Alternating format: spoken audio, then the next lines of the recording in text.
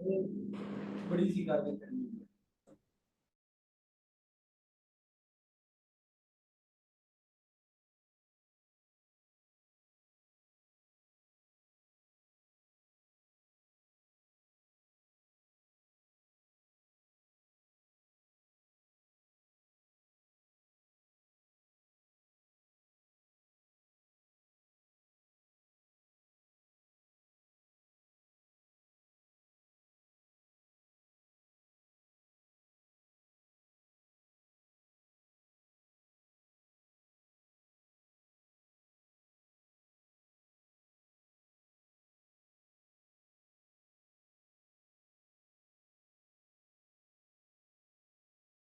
बहुत अच्छे पंजाब से आए हुए हैं वो इनका एक ऑलराइट ऑलराइट ऑलराइट ऑलराइट सबसे ज्यादा और ऑलराइट आइए बस ऑन है शुड आई स्टार्ट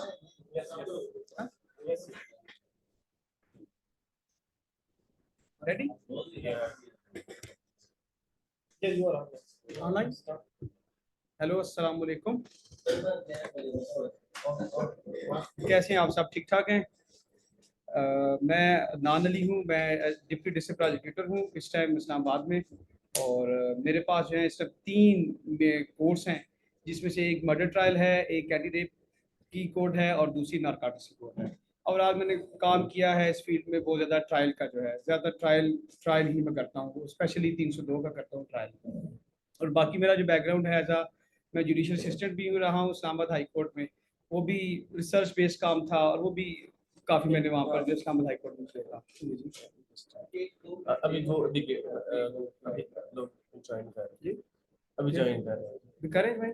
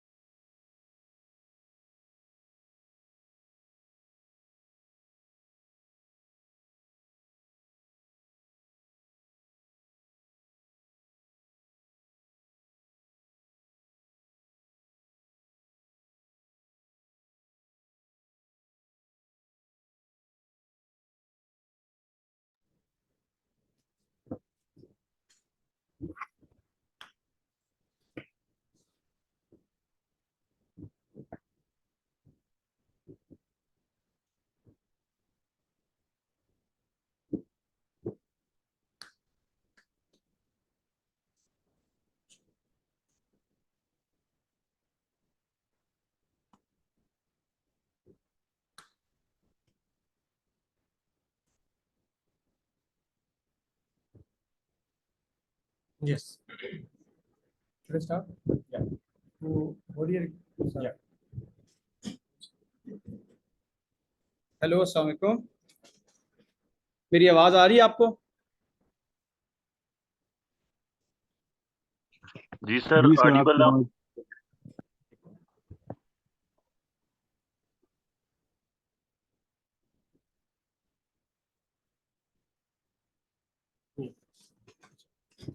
जी, मैं अपना बस शॉर्ट सा इंट्रो देता हूँ कि मेरा नाम अदनान अली है और मैं इस टाइम डिप्टी डिस्ट्रिक्ट प्रोसिक्यूटर हूँ। इस टाइम मेरे पास 3 अदालतें हैं। डिस्ट्रिक्ट कोर्ट में मर्डर ट्रायल है, एंटी रेप कोर्ट है और एक जो है नारकोटिक्स कोर्ट है मेरे पास।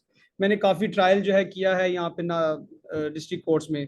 और इससे पहले जो था मैं जुडिशियल असिस्टेंट था इस्लामाबाद हाई कोर्ट में, वो भी 7 साल मैंने वहाँ पे काम किया है इस्लामाबाद हाई कोर्ट में। रिसर्च बेस्ड काम था, वैलिड, कॉन्स्टिट्यूशनल, क्रिमिनल, कारपोरेट, वो सारा जो है ना काम मेरे हाथ से गुजरा है, वो मैंने किया। उसके ऊपर रिसर्च का काम जो था जस्टिस आमद फारूक साहब के साथ था मैं। और मैंने सिविल जज का टेस्ट भी पास किया था, बट वो बदकिस्मती से सिविल जज में नहीं हो सका। वजूहत ये थी कि वो मेरे पास प्रैक्टिस का एक्सपीरियंस नहीं था 2 साल का। 1 साल का एक्सपीरियंस था, उन्होंने जो मेरी इस्लामाबाद हाई कोर्ट की सर्विस थी वो एज अ काउंट नहीं की। तो ओवरऑल मतलब मैंने जो है इसमें इस फील्ड में काफ़ी, लॉ की फील्ड में काफ़ी जो है ना काम किया हुआ है। तो अब मैं आपके ऊपर जो बताऊंगा वो है ज़्यादातर इसके ऊपर जो प्रैक्टिकल जो हम कोर्ट्स में डेली कर रहे होते हैं। कि आपने थ्योरी तो आपको जो है ना बता भी चुके हैं, वकास साहब भी बता चुके हैं आपको, मिस्टर वाजिद साहब भी बता चुके हैं। मैं आपको सिर्फ ट्रायल के ऊपर लेके जाऊंगा कि ट्रायल किस तरह से कंडक्ट होता है कोर्ट में। सबसे पहले मैं आपके सामने एक सिचुएशन रखता हूँ। वो सिचुएशन ये है कि पुलिस पार्टी मौजूद है, फील्ड में किसी नाके पे मौजूद है। वहां पे एक गाड़ी आई है, गाड़ी को उन्होंने रोका। गाड़ी के अंदर से एक ड्राइवर जो था उसको उन्होंने तलाशी वगैरह ली गाड़ी के अंदर से। तो उससे जो है हिरवन निकली है एक काले बैग में।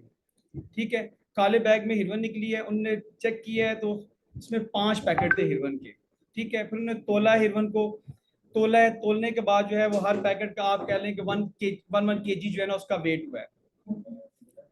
हर पैकेट को तोला, उसके बाद 1 केजी वेट हुआ। उसके बाद उन्होंने हर पैकेट से एक एक जो ग्राम है या 10-10 ग्राम है उससे सैंपल लिया। ठीक है, और उन्होंने फिर ऐसा किया है कि इनका जो 5 सैंपल पार्सल बना दिए सील्ड विद स्टैम्प। कंप्लेनेंट की अपनी स्टैम्प थी या उसकी आईओ की स्टैम्प थी, उसने जो है ना उसको सील कर दिया। जो दूसरा जो है उन्होंने 5 पैकेट्स उसने बना दिए, जो जो नारकोटिक्स के बाकी थे उसके भी सेपरेट 5 जो है वहां पर बना दिए पैकेट्स, वो भी सील्ड। सिचुएशन आपके सामने ये है कि एक बंदा पकड़ा गया ग्राउंड पे और उससे जो है ना उसके पास गाड़ी भी थी, उसके पास काला बैग भी था और साथ में उसके पास जो थी हिरवन के 5 पैकेट्स भी थे। तो यहाँ पे मैं आपको ये बताया, ओवरऑल सिचुएशन ये थी। अब आपने जब कोर्ट में जाना है तो कोर्ट में कितने विटनेसेस होंगे इसमें, वो मैं बताता हूँ आपको। पहला विटनेस जो कंप्लेनेंट होगा। जो कंप्लेनेंट जो है वो कंप्लेनेंट कौन विटनेस होगा, कौन सा विटनेस होगा, जिसने वहां पे मौके पे मौजूद था।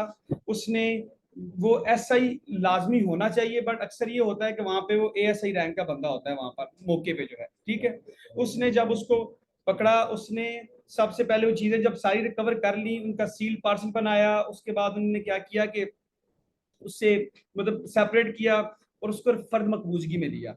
ठीक है, फर्द मकबूजगी में लिया, फिर उसने उसके ऊपर उसके कंप्लेंट ड्राफ्ट की। कंप्लेंट ड्राफ्ट करके उसने सेंड कर दी। तो हम इस कंप्लेनेंट को सबसे पहला एज अ पीडब्ल्यू विटनेस लेते हैं। ठीक है, कि पीडब्ल्यू यहाँ पे उसमें जो भी है पीडब्ल्यू प्रोसिक्यूशन विटनेस नंबर 1, हम इसको लेते हैं पीडब्ल्यू 1। ठीक है, कंप्लेनेंट। अब जब कंप्लेनेंट आएगा कोर्ट में तो सबसे पहले वो कहेगा कि मैं फलां फलां जगह पे मौजूद था फलां फलां बंदों के साथ, पूरी पार्टी का जिक्र करेगा और टाइम टाइम भी बताएगा, उस जगह भी बताएगा कि फलां फलां जगह पे इस टाइम पे हम मौजूद थे, फलां फलां गाड़ी आई, उसको हमने इंटरसेप्ट किया, उससे से यही चीजें रिकवर हुई। हमने उसको क्या किया, वो सैंपल पार्सल भी लिए उससे जो, और जो नारकोटिक्स थी उसको भी सेपरेट पार्सल बनाया हमने उसका। अच्छा, अब जब हम कोर्ट में आएंगे तो हमने जब स्टेटमेंट देनी है जब वो वाली, तो उसमें जब पहला जो काम करेंगे हम कि हमने उसने जब पकड़ लिया इसको सारी चीजें से, तो कहेंगे कि इसके साथ आर्टिकल लगाएंगे। और ये जो आर्टिकल है ना ये P1 लगाएंगे इसके साथ, जो नारकोटिक्स के सब्सटेंस है। कि हम इस थ्रू इस तरह से करेंगे कि आई आई अप्रीहेंडेड द एक्यूज, उससे ये फलां नारकोटिक्स रिकवर हुआ। हमने ये नारकोटिक्स जो है ना उसको फिर फर्द मकबूजगी में लिया। रिकवरी मीमो के थ्रू, रिकवरी मीमो के थ्रू लिया और उस रिकवरी मीमो पे फलां फलां विटनेस ने क्या किया, उसको सिग्नेचर किया। ठीक है, अब यहाँ पे जरूरी है कि आपने वो जो आर्टिकल है उस पे एग्जिबिट लगाना है। तो यहाँ पे हमारे पास कितने आर्टिकल्स हैं, हमारे पास 5 पार्सल्स हैं उसके हिरवन के, ठीक है, जो रिकवर हुई है उसके ऊपर। तो वो जो 5 पार्सल्स हैं हर एक के ऊपर हम लगाएंगे P1, P2, P3, P4, P5। ये जो आर्टिकल्स पे लगाना है बहुत जरूरी है। अक्सर ये होता है कि आर्टिकल्स मैंने इस वजह से 5 आपके सामने रखे हैं लाके, जो नारकोटिक्स के सब्सटेंस हैं 5 इस वजह से रखे हैं इनकी क्वांटिटी, ताकि आप इस चीज को समझ सकें। बात ज्यादातर केसेस में एक होते हैं, या ज्यादातर केसेस में ये होता है कि वो 5 का एक ही पार्सल बना लेते हैं। ठीक है, 5 का एक पार्सल मैंने मगर आपको यहाँ पर जो बताने की कोशिश किया है कि वो 5 हैं अलहदा, जो आप हिरवन है या चर्स है उसके 5 पैकेट्स हैं, तो हर पैकेट्स के ऊपर P1, P2, P3, P4, P5 लगेगा, वो लगा दिया आपने। उसके बाद आपने क्या करना है कि उसको थ्रू रिकवरी मीमो आपने ले लिया, तो उसके ऊपर लगेगा P एग्जिबिट P A, क्योंकि पहला है ये विटनेस कंप्लेनेंट की स्टेटमेंट में आया, उसने कहा कि मैंने फलां फलां बंदूक को पकड़ा, उससे यही चीजें रिकवर हुई, वो मैंने उसको प्रूफ फर्द मकबूजगी अपने कब्जे में लिया, जिसको रिकवरी में वो भी कहते हैं, कब्जे में मिल लिया और उस पर फलां फलां विटनेस ने साइन कर दिया। ठीक हो गया, कंप्लेनेंट का एक बयान तो ये रिकवरी मीमो की हद तक। और इसके लिए जरूरी है कि वो एवरी डिटेल बताए इसकी, कंप्लेनेंट जो है हर डिटेल बताए, उसकी कलर, उसकी उसका हियत कि वो सॉफ्ट है या पाउडर फार्म में, स्पेशली हिरवन का कि पाउडर फार्म में है, और वो किस चीज में थी। ठीक है, वो सारी चीजें उसने बतानी डिटेल में कि हिरवन जो थी, फॉर इंस्टेंस इस केस में कि हमारे पास हिरवन के 5 पैकेट रिकवर हुए हैं उससे काले बैग से। अब उसने बताना है कि वो जो पॉलीथीन के सेपरेट गुत्थियां थैलियां थी उससे जो है वो रिकवर हुई है, तो आपने बताना है, डिटेल बतानी है उसने अपने बयान में। एक तो ये बात हुई। दूसरी बात, हमने ये फर्द मकबूजगी में ये ले लिया, ये जो है नारकोटिक सब्सटेंस जो है फर्द मकबूजगी में ले लिया, हर उसके साथ सेपरेट आर्टिकल लग गए। उसके बाद जो फर्दर जो क्या किया उसने, वो जो बैग है काला बैग, अब काला बैग सेपरेट है। अक्सर ये होता है कि काला बैग जो है वो या तो इस पार्सल के साथ बांध दिया जाता है। ठीक है, इसी जो 5 पैकेट है मिसाल के तौर पर उसको एक पैकेट आपने बनाना है, तो आप उसको सबको इकट्ठा आप जो है वो बना दें इसको सील पार्सल। बट अक्सर ये भी हो जाता है काला बैग भी साथ में होता है, वो हैंड बैग है जिस तरह से। आपने क्या करना है कि वो जो काला बैग है उसको भी एग्जिबिट लगाना है, उसको भी जब, और उसकी भी सेपरेट बनानी चाहिए फर्द मकबूजगी। अगर सेपरेट नहीं भी बनाते, वो आपने ये देखनी है चीज उसमें रिकवरी मीमो में, अगर सेपरेट नहीं भी बनाते तो आप ये कहें कि हमने उसको जो पैकेट्स हैं 5 पैकेट्स, उनको हमने फर्द मकबूजगी में लिया विद बमाश वो बैग। तो जब वो बैग भी साथ आएगा तो बैग के साथ ही आर्टिकल लगेगा P6। ठीक है, 3 वो उस वाले और P6 लग गया। अब ये जो गाड़ी है वहां पर, गाड़ी भी मौके पे मौजूद है, ये कंप्लेनेंट है, तो कंप्लेनेंट ये कहेगा कि मैंने वो जो गाड़ी जो थी उसको भी फर्द मकबूजगी में लिया, उसके लिए सेपरेट फर्द मकबूजगी। ठीक है, सेपरेट बनेगी, उसके ऊपर क्या लगेगा, सेपरेट फर्द मकबूजगी के ऊपर उस पर लगेगा एग्जिट PB। ठीक है, और वो जो गाड़ी है उसके ऊपर भी आर्टिकल लगेगा, उसके ऊपर लग गया आर्टिकल P7, उसके ऊपर P7 लग गया। ठीक हो गया, ये हमने सारे आर्टिकल्स लगा दिए। उसके बाद एक और बात इस इधर हो सकती है, ठीक है, कि इधर ये जो कंप्लेनेंट है जब वो उसको गाड़ी की तलाशी लिया उसने, तो इसकी पर्सनल सर्च खुद कंडक्ट कर ले। ठीक है, खुद कंडक्ट करेगा तो शायद उसके पास से मोबाइल निकल आए, उसके पास पैसे निकल आए। ठीक है, तो यहाँ पर भी ये कह देगा कि मैंने उधर ही उसकी पर्सनल सर्च की। ठीक है, उसकी पर्सनल सर्च से मोबाइल रिकवर हुआ, पर्सनल सर्च से उससे जो कैश है वो रिकवर हुआ। फिर अब जब हम उसको क्या करेंगे, वो जो कैश है और जो ये मोबाइल है, ये जब रिकवर हुआ तो इसको भी एग्जिबिट लगाया जाएगा। इस पे लग जाएगा, मोबाइल पे सेपरेट लगेगा एग्जिबिट, क्या लगेगा उसके P8 लगेगा, और जो कैश है उस पर P9 लगेगा। बट इस तरह से भी होता है, फॉर इंस्टेंस आपने उससे 10,000 रिकवर किया है, ठीक है, 10,000 रिकवर किया है, तो उसके ऊपर P10 तो लगेगा, फिर उसके साथ स्लैश डाल के 1 to 10 लगाया जाएगा, वो कि विद डिनोमिनेशन हजार हजार के अगर नोट हैं तो। ठीक है, अगर 5,000 के 2 नोट हैं तो हम लगाएंगे P10/1 to 2। ठीक है, और उसको सेपरेट फर्द मकबूजगी के थ्रू हम लेंगे PC। ठीक है,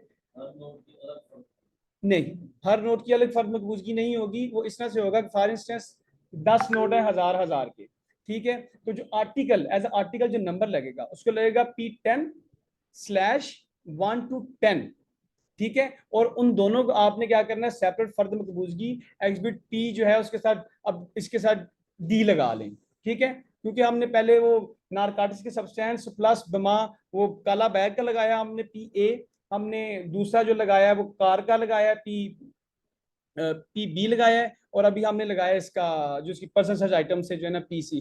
बट ये सिचुएशन है, बाद में ऐसा होता है कि वो जो IO आता है वो जब आएगा तो वो उसको पर्सन सर्च करता है, वो उसकी फर्द मकबूजगी सेपरेटली वो बनाता है। बट यहाँ पे हम सपोज करते हैं कि नहीं ये इसने नहीं किया ये वाला रिकवरी, ये कंप्लेनेंट सिर्फ ये इसके जो दो फर्दे हैं ये बनाए हैं, और उसके बाद कंप्लेनेंट ने क्या किया है, ड्राफ्ट द कंप्लेंट, कहते हैं I drafted the complaint exhibit PC, ठीक है। एग्जिबिट PC उसने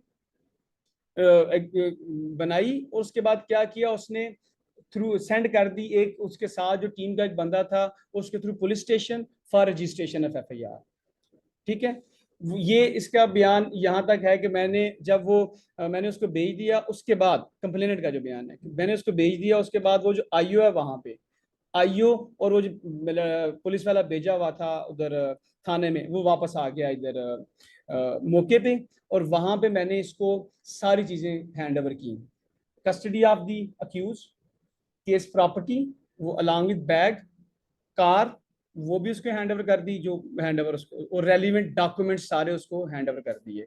कंप्लेनेंट का यहाँ तक बयान होता है, और ज्यादातर केसेस में जो कंप्लेनेंट होता है उसका, और एक और बात उसको ये भी कहेगा कि IO prepared the unscaled side plan on my pointing, क्योंकि ये कंप्लेनेंट है ये मौके पे है मौजूद है, तो इसने बताना है कि मैंने जो है ना मेरी मेरी पॉइंटेशन पे किस किस जगह पे ये खड़े थे, कहाँ कहाँ इनकी लोकेशन थी, ठीक है। तो वो ये बताएगा कि मेरी पॉइंटेशन पे जो है ना मैंने उसने IO ने बयान लिखा, वो अनस्केल्ड साइड प्लान बनाया।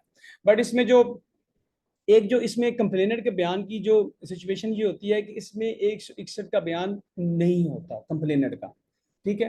वो कहते हैं जो जो प्रैक्टिस है स्टैंडर्ड प्रैक्टिस है वो यही चल रही है कि ये जो कंप्लेनेंट है ये इसका जो अपनी कंप्लेंट है यही जो है वो है इसका 161 का बयान है। बट अक्सर जो क्या करते हैं वो लिख देते हैं, वो जो है सेपरेट छोटा सा करके लिख देते हैं कि मैंने कंप्लेंट बनाई और मैंने हैंड ओवर कर दी, मगर लिखा जाना चाहिए, ठीक है, लिखा जाना चाहिए, क्योंकि कोई भी विटनेस है जब वो आएगा तो उसका लाजमी 161 का बयान होना चाहिए। तो मैंने अभी आपको कंप्लेनेंट का PW1 का बयान बताया कि वो ये उसकी ये वो आएगा और उसकी ये चीजें उसमें होनी है। फर्द मकबूजगी ये मेन चीज जो होती है, मैंने तो आपको 3-4 फर्दे बता दी हैं, सिचुएशन ज्यादा बताई है। हालांकि जो मेन होती है एक रिकवरी मीमो होती है वो नारकोटिक सब्सटेंस की, उसमें आर्टिकल लाजमी एग्जिबिट करने होते हैं। अच्छा आर्टिकल की एग्जिबिशन के बारे में आपको मैं थोड़ा सा बताता जाऊं कि आर्टिकल कौन कौन एग्जिबिट करवा सकता है और डॉक्यूमेंट कौन कौन एग्जिबिट करवा सकता है, ठीक है।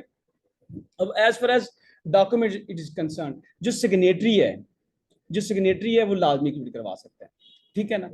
फॉर इंस्टेंस कंप्लेंट है, तो कंप्लेंट का जो सिग्नेटरी है जिसने ड्राफ्ट किया हुआ है वो है कंप्लेनेंट, ठीक है। मौके पे था उसने उससे नारकोटिक्स रिकवर की और उसने कंप्लेंट ड्राफ्ट की, वो उसके बयान में एग्जिबिट होगी, ठीक हो गया।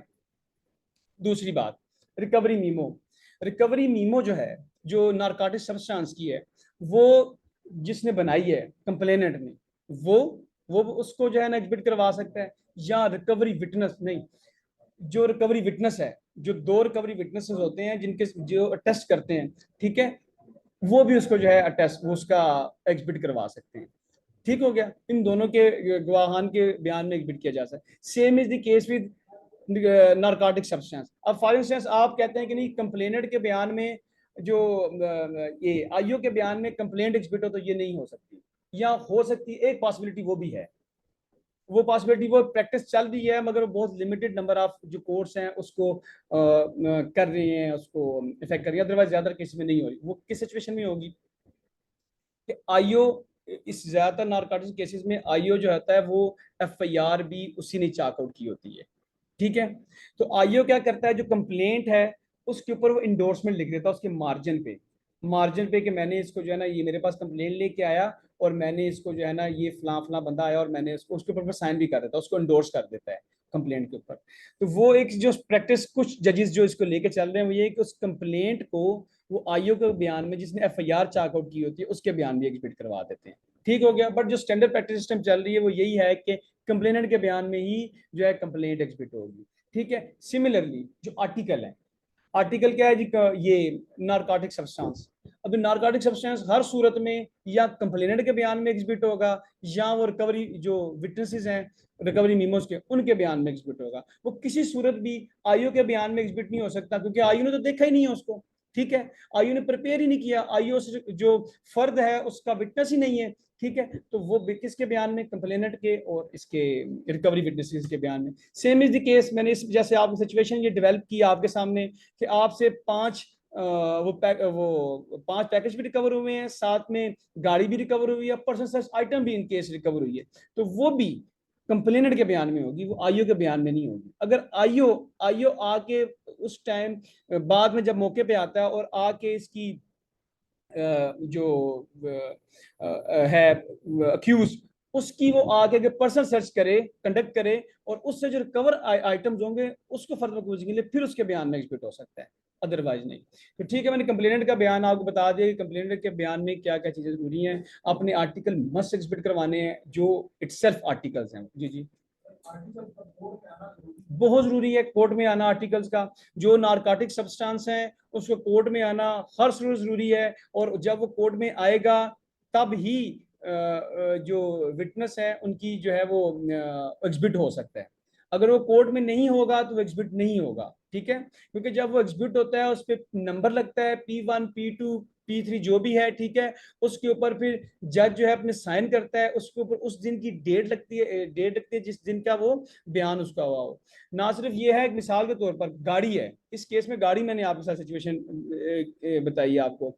अगर ये गाड़ी थाने में है तो थाने वाले कोर्ट के खाते में लेके आएंगे तब एग्जिबिट होगी। उसकी फिर तस्वीर लगती है, फिर उसके बाद उसको जो है ना बताते हैं कि फलां फलां बंदे ने जाके देखा है, कोर्ट स्टाफ गया था, उसने तस्वीर लिया और तस्वीर भी लगती है आके, उसके ऊपर फिर एग्जिबिट लगेगा। ठीक है। इसमें मतलब इवन पर्सनल सच आइटम्स भी लाना जरूरी है, एग्जिबिट करना जरूरी है, वो आते हैं साथ में कोर्ट में और वो जरूरी भी है। ठीक है, बहुत ज्यादा ये जो आर्टिकल्स हैं। अब मैंने आपको PW1 की पूरी जो है ना स्टेटमेंट बताई, आपने फुल गौर रखना है। बीइंग ये आप कल को प्रोसिक्यूटर भी हो सकते हैं। ठीक है। तो इसके लिए आप जो है इसमें जो प्रोसिक्यूशन साइड पे आपने ये देखना है कि ये चीजें जो है ना जरूरी हैं जो आपने एक्सपेक्ट करनी है। इसके साथ साथ कि जब आप डिफेंस पे भी जाएंगे, डिफेंस के लिए, तो जब एक प्रोसिक्यूटर कोई लकूना छोड़ता है, कोई चीज मतलब गाड़ी एग्जिबिट नहीं करवाता, पर्सनल सर्च आइटम एग्जिबिट नहीं करवाता, तो वो आपके फायदे के लिए आप वो पॉइंट जो है ना एजिटेट करेंगे कि ये जो चीजें हैं, ये जो लकूनाज हैं आपके फायदे में जाएंगे। ठीक हो गया। यहाँ पर हमने PW1 की स्टेटमेंट पूरी जो है ना आपको बता दी। जो सेकंड स्टेटमेंट है वो हम आते हैं रिकवरी विटनेस का। रिकवरी विटनेस जो है ना, रिकवरी विटनेस और कंप्लेनेंट इनका आपस में चोली दामन का साथ है। ठीक है। इनको अक्सर कहते हैं सेट के विटनेस। ठीक है ना। ये दोनों क्यों सेट के विटनेस हैं? क्योंकि एक पे जिरा होगी तो दूसरे पे डिस्क्लोज हो सकती है। ठीक है ना। तो वो दोनों आपस में मैच, तो आपने जो कंप्लेनेंट है और जो ये रिकवरी का विटनेस है, ठीक है, इसको क्या करना है, इसको एक ही दफा करवाना है। कोशिश ये होनी चाहिए डिफेंस काउंसिल्स की तो वो ये करें कि नहीं, ये जो विटनेस है ना दोनों, क्योंकि दोनों मौके पे मौजूद थे, एक ने रिकवरी बनाई है, ली है, और दूसरे ने क्या किया, उसकी सिग्नेटरी है उसका। तो इन दोनों को बीइंग अ डिफेंस काउंसिल आपकी ये लाजम और मजलूम आपके जहन में होना चाहिए कि ये दोनों विटनेस हैं, रिकवरी का और कंप्लेनेंट, ये लाजमी एक साथ कराऊं क्योंकि सेट के विटनेस है। इनके बगैर एक बाहर खड़ा हो और एक अंदर हो। आपने विजिलेंट भी रहना है कि वो कहीं आपकी बातें जो है ना सुनी ना रहा हो। ठीक है। और ये जिम्मेदारी भी है, कोर्ट की जिम्मेदारी भी है। वो जो विटनेस है, जो सेट के विटनेस है, इस तरह से एक कोर्ट के अंदर क्रॉस एग्जामिनेशन फेस कर रहा हो या चीफ दे रहा हो, दूसरा विटनेस उधर करीब भी ना हो, उसके पास आवाज भी ना जाती हो। ये कानून भी है, लॉ भी है इसके ऊपर, और जज उसको मना करेगा आपने यहाँ बैठना नहीं है, बाहर जाके कहीं दूर जाके बैठ जाओ। तो बी हम यहाँ पर जब ड्यूरिंग प्रैक्टिस क्या करते हैं, विजिलेंट नहीं रहते। बट बताने की बात यह है कि आपको अपने क्लाइंट की या वो जो लिटिगेंट है उसके इंटरेस्ट को सेव करना है, तो आपको हर सूरत में ये चीजें जहन में रखनी है कि सेट का विटनेस है। अक्सर अक्सर की कैजुअल लेते हैं कि नहीं ये जरूरी नहीं है ये बात के सेट का विटनेस है, मगर ये प्योरली सेट के विटनेस है, कंप्लेनेंट और रिकवरी विटनेस, इन दोनों को इकट्ठा करना है आपने एक दिन में। क्रॉस आपने लाजमी करनी। चीफ अगर उनकी हो जाती है ठीक है, एक दिन में आप, अगर आप नेक्स्ट अपडेट लेंगे, क्रॉस कम से कम लाजमी एक दिन में आपने इसके ऊपर करें, ताकि आपकी जो जिरा जो है ना, आपकी जो क्रॉस है वो डिस्क्लोज ना हो जाए। ठीक है, एक तो ये बात होगी। हमने यहाँ पर अब कंप्लेनेंट डिसाइड कर लिया। मैंने आपको बीच में एक दूसरा प्रिंसिपल बता दिया, सेट का विटनेस। सेट का विटनेस कौन है? अब रिकवरी विटनेस है। जो रिकवरी विटनेस है, देखिए ये one of the most important witness है इसमें नारकोटिक्स केसेस में कंप्लेनेंट के साथ, क्योंकि इसने मौके पे मौजूद है, इसने रिकवरी की हुई। और मैंने जो आपके लिए एक प्रेजेंटेशन में एक पॉइंट दिया है कि जो रिकवरी विटनेस है ना, रिकवरी विटनेस यहाँ पर, इस रिकवरी विटनेस को मैंने क्या किया कि साथ में वो जो इस्तगासा है, कंप्लेंट है, वो भी दे के सेंड कर दिया किधर? थाने में। थाने में होता अक्सर अक्सर औकात यही है कि इसको भेज देते हैं। बाद में ऐसा भी होता है कि वो रिकवरी विटनेस कोई और होता है, ठीक है, और जो इस्तगासा जो है ना, कंप्लेंट जो कंप्लेंट ने बनाई है, वो लेके जो है ना उधर जाता है थान, हाँ जी जी, थाने में। अच्छा, इसमें मैं एक एडिशन थोड़ी सी बात कर दूं आपको। देखिए, मैंने आपको यहाँ पे कंप्लेनेंट का और एक आईओ है। ये कंप्लेनेंट और आईओ मुख्तलिफ क्यों है? अक्सर लोग जो है ना, जो इनिशियल कंप्लेनेंट होता है उसको कंफ्यूज कर देते हैं विद आईओ के साथ। ये एक सुप्रीम कोर्ट की जजमेंट है, उसमें उन्होंने कहा है कि ये जो कंप्लेनेंट है और जो आईओ है मुख्तलिफ मुख्तलिफ होने चाहिए। हालांकि जो कंप्लेनेंट है मौके पे है, उसने सारा काम उसने ऑलमोस्ट किया होता है। तो रिकवरी मीमो उसने की हुई है, उसने उसने उसको तोला हुआ है, उस केस प्रॉपर्टी को साफ, उसने सैंपल बनाए हुए हैं, उसने फर्द मकबूजगी में लिया हुआ है, उसने कंप्लेंट किया, उसने भेजा हुआ है। आईओ ने क्या किया? आईओ ने आगे सिर्फ जो है ना स्केल साइड प्लान जो है ना वहां पे बनाया हुआ है। ठीक है, बट वो जजमेंट है, तो इस वजह से एक को कंप्लेनेंट कहा गया और एक को जो है उन्होंने जो है वो आईओ आईओ का नाम दे दिया गया। हालांकि कंप्लेनेंट ने आईओ से ज्यादा इंपॉर्टेंट और मटेरियल विटनेस है कंप्लेनेंट। ठीक है ना। तो अब हम आते हैं उसके ऊपर, रिकवरी विटनेस के ऊपर। रिकवरी विटनेस को यहाँ पे मैं जो आपके साथ डिस्कस कर रहा हूँ, रिकवरी विटनेस एक तो वो उसका गवाह है फर्द मकबूजगी का, और जो दूसरा है वो लेके गया इस्तेगासा। तो हम उसको जो स्टार लेंगे उसका, ठीक है, हम लिखेंगे कि बीइंग अ PW2 आएगा वो। ठीक है, प्रोसिक्यूशन विटनेस 2, नंबर 2। PW1 हमने कंप्लेंट कर दिया। एक्चुअली आपको एक और बात बताऊं इसमें जो विटनेसेस की, कि उसको किस लाइन में आना चाहिए। ठीक है, यहाँ पे मैंने आपको PW1 2 3 कंप्लेनेंट फिर रिकवरी वाला जो ज्यादातर जो विजडम कहा जाता है कि पहले हल्के विटनेस से स्टार्ट लो, ठीक है, आसान विटनेस से। फॉर इंस्टेंस मुहर्रर से पहले स्टार्ट लो, मुहर्रर हो गया, ठीक है।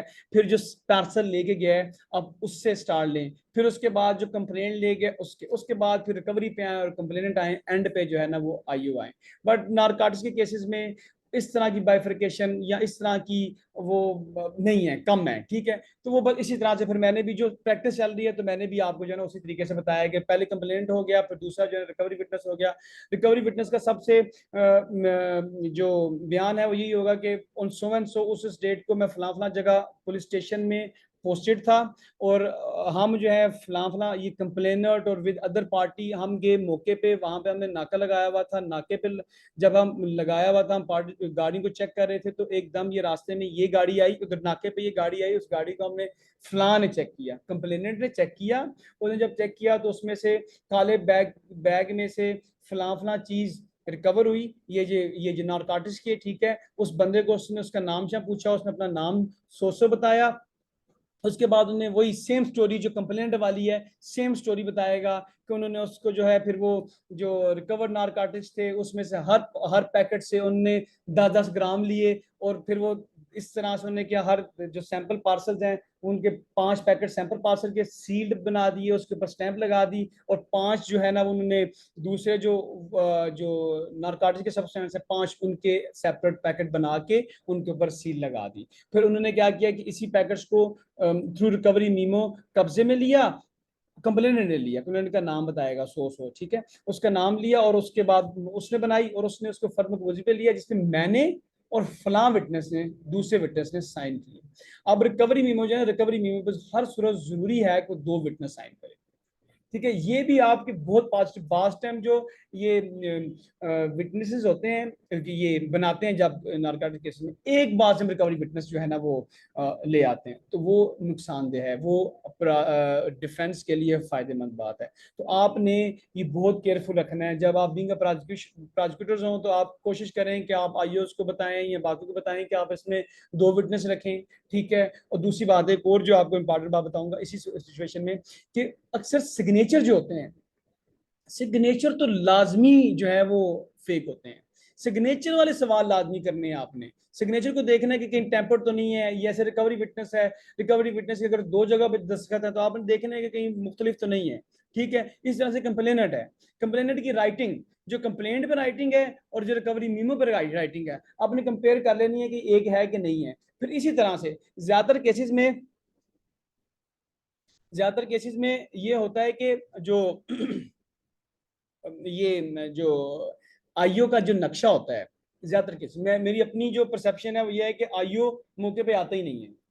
ठीक है, आईओ मौके पे आता ही नहीं है, तो ये क्या करते हैं, उसके नाम का अनस्केल्ड साइड प्लान बना लेते हैं।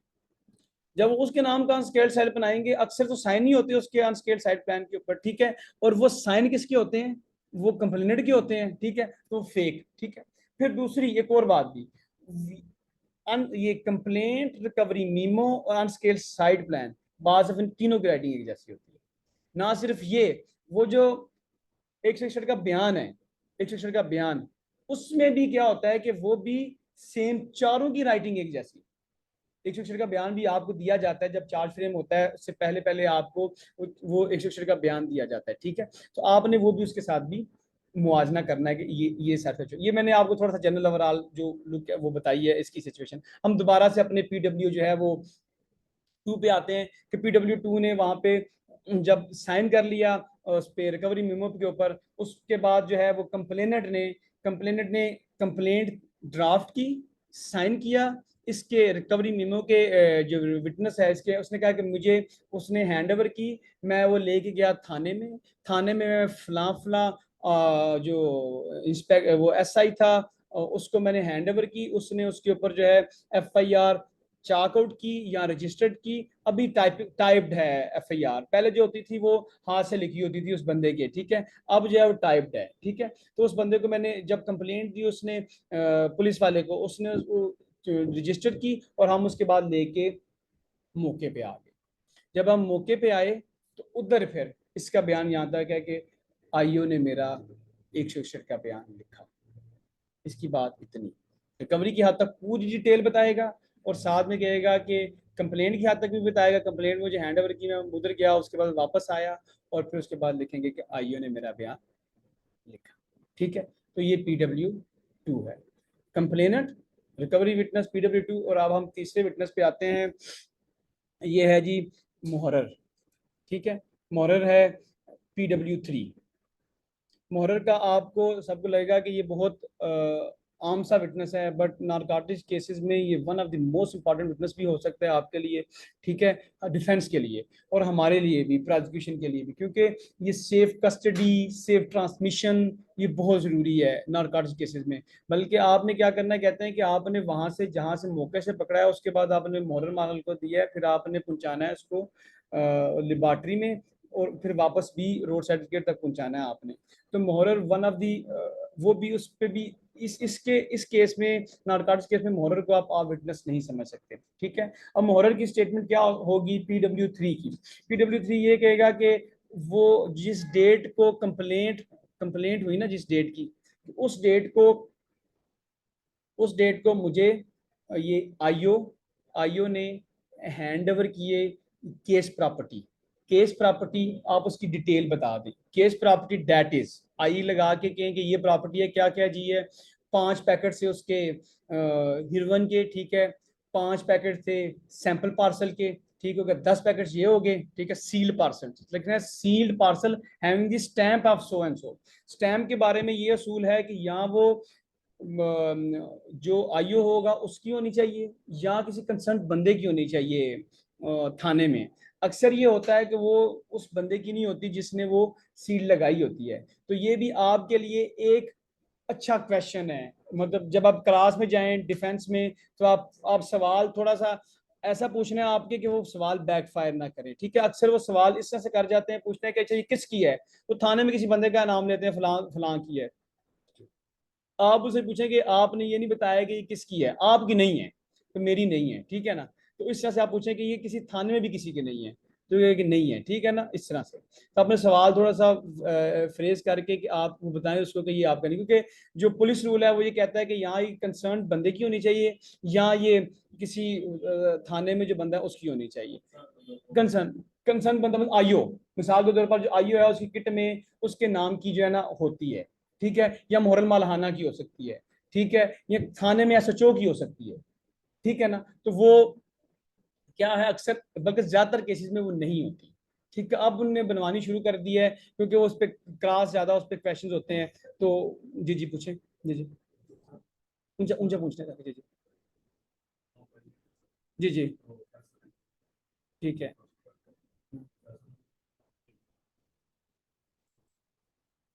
मैं आयु हूँ, मुझे किसने बताया? हाँ, मुकम्मल वाली, अच्छा। जो प्रोटेक्टेड है वो कानून शहादत के तहत जो आईओ की, हाँ, जो एक तो बात है, मैंने एक और बात बताई आपको कि आईओ नहीं होगा यहाँ पर। वो उस सूरत में आईओ होगा जब कंप्लेनेंट और आईओ एक ही हो, ठीक है, वो भी होता है, वो जो वाली बात है वो भी होता है। बट मैं एक और बात बताऊं कि फॉर प्रोसिक्यूशन, प्रोसिक्यूशन की ये फायदे की बात है कि जो विटनेस है ना, ये आपका स्पाई इंफॉर्मेशन जो है, उसके ऊपर जो है सवाल नहीं हो सकता, ठीक है ना। उसके ऊपर आपसे कोई सवाल करे, मिसाल जब आप प्रोसिक्यूटर बने और आप डिफेंस काउंसिल आपसे सवाल करे विटनेस से कि आप अपने जो है ना जो स्पाई है उसके बारे में बताएं कि वो कौन था, ये इस तरह की सारी चीजें, तो आप उसको रोकें, आप कहें कि ये कानून शहादत की शिक के तहत ये जो है नहीं हो सकता, क्वेश्चन नहीं हो सकता, ठीक है, इसके आर्टिकल के तहत जो जो स्पाई के ऊपर क्वेश्चन हो नहीं सकता, ठीक है ना। और वो ज्यादातर केसेस में कोर्ट डिसअलाउ करती है। प्रोसिक्यूटर को ऑब्जेक्ट करना चाहिए, और अक्सर प्रोसिक्यूटर नहीं ऑब्जेक्ट करते क्योंकि उनके बात को पता नहीं है, बट ये कि पता होना चाहिए, ये चीज एक कानूनी बात है। इवन जज साहब भी, उनको भी इंटरजेक्ट करना चाहिए कि ये जो है सवाल जो है नहीं होना चाहिए, ठीक हो गया जी। ये तो एक सिचुएशन थी। हम अब बैक टू हम अपने मुहर्रर के ऊपर आते हैं, ठीक है जी, PW3 के ऊपर। अभी PW3 जब आएगा वो कहेगा कि on so and so IO hand over to me case property में वो बताएगा वो 10 पार्सल थे, सील पार्सल थे, वो 5 जो सैंपल पार्सल थे, 5 जो थे वो रिमेनिंग नारकोटिक्स थे, उसके उसके उसके थे पार्सल्स।